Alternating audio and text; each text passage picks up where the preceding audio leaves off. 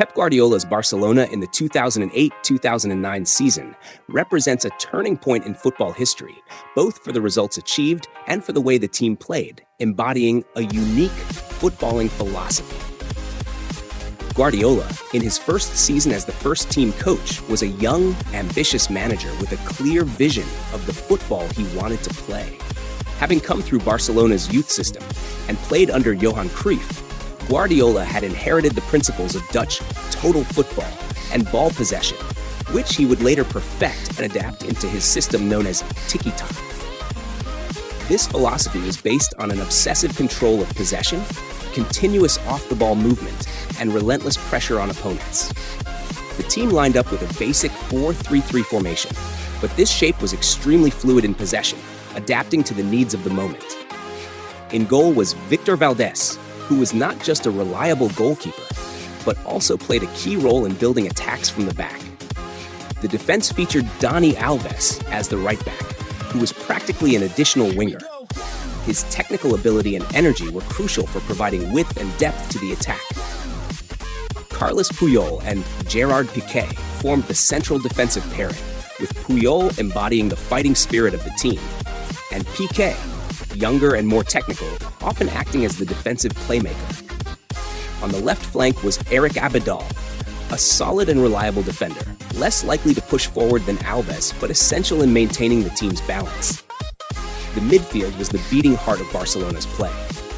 Guardiola had at his disposal three players who perfectly embodied his footballing ideas: Sergio Busquets, Xavi Hernandez, and Andrés Iniesta.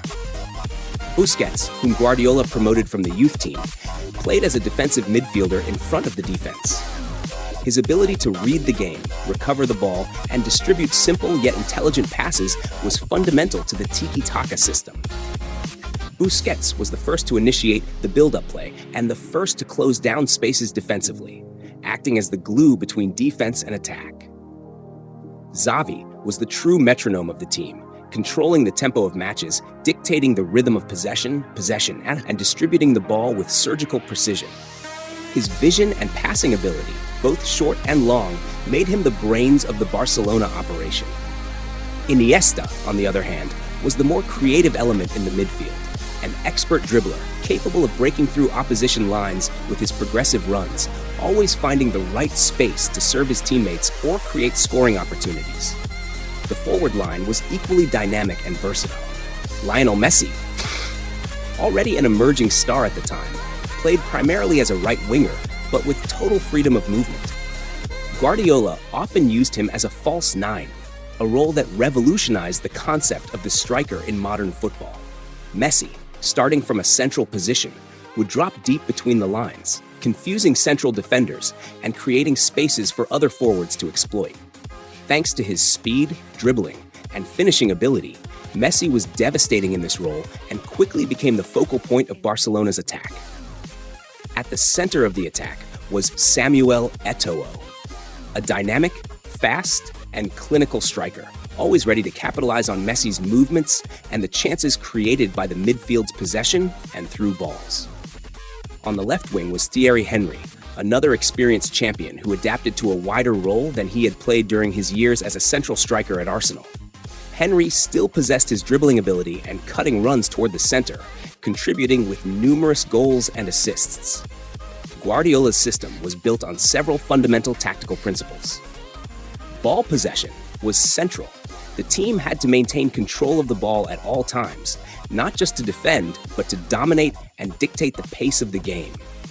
The obsessive possession, made up of short passes and continuous off-the-ball movement, aimed to make the opponent shift and create space to then suddenly verticalize with quick passes that unleashed Messi, Eto'o, or Henry.